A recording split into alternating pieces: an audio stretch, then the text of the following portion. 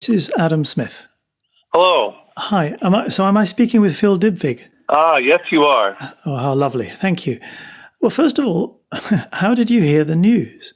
So, basically, I woke up this morning and my phone had been on Do Not Disturb. And when I woke up, I had what seemed like thousands of messages and things. So I thought something is up, and I figured out pretty soon what it was. When did you know for sure that it was true? I knew that this was the day, and actually a couple people had suggested I might get it. I said, no, that won't happen. But anyway, I went to nobelprize.org, your website, and there it was with Ben and Doug and me. So Very nice, very nice. I was half asleep, and my initial response was probably stress. What's this going to do to my life? but now that it's settled in some, I'm quite happy. Yeah, so you've had a couple of hours to get used to it. What's it done to your life so far? Well, I have more phone calls and emails and messages than I can possibly respond to quickly. Yes, I suppose it's going to be playing catch-up for quite a few days. Douglas Diamond, when we spoke to him, was very eloquent in speaking about your relationship and how much he valued your insight into social sciences and to the clarity of your thought. It was obviously a very special relationship that led to you being able to develop this model. Yeah, Doug is an amazing guy, and he's a great co-author.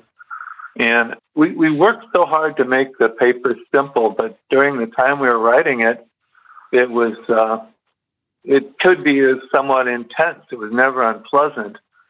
But, one of us would say, well, we should assume this. And the other one would say, no, that'll be too complicated. We can never solve that. And the other one would say, well, how about if we try that? And then I'd say, no, that's going to throw away all the economics, and back and forth. And I'm hoping that as a result, for economists, that they'll find that to be a simple paper to read. And I think it paid off some because it's because the model's pretty simple. It's easy to extend. We've left some room where people can add some things and still solve the model. Mm. Well, it's become so important and is so very widely used. Do you feel that it's being applied correctly? Oh, one never knows. I do think, I've on a few occasions I've talked to practitioners who, especially regulatory practitioners, who do understand this. And of course, Ben, he understands our model, and he's made his own separate contributions. And I assure you, he understands our model, and that to the extent that it was useful for what he was doing, he made good use of it. Mm. From a theoretician's point of view, do you think that the world is better set now than it was when you were working on this model to avoid crises? I mean, obviously, although this may not be I don't know whether this counts, what we're in now is a full-blown crisis. An awful lot of people are very worried about what's happening. Are we in a better place?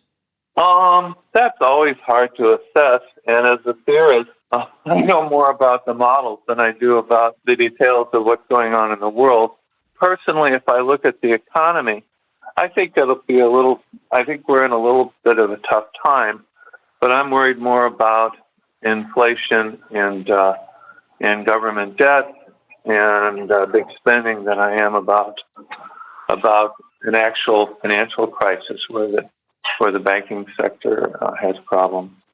One of the takeaways that you could have from our model is, by nature, financial crises are not predictable, because if people could predict it, then they would not enter the contracts they're in that are going to be subject to run. Yes. Well, we will have a chance to speak about this at greater length once some time has passed and things are a little bit calmer. Well, it's been a pleasure speaking to you, and many congratulations. Yeah, thanks so much. Look forward to speaking again soon. Thank you. Yeah. Bye. Bye-bye. If you enjoyed this moment, we have another special episode you won't want to miss on Nobel Prize origin stories. We present clips of laureates recalling formative moments, and Adam explores the unexpected factors that can shape the lives and careers of these great minds. Find it on Acast or wherever you listen to podcasts.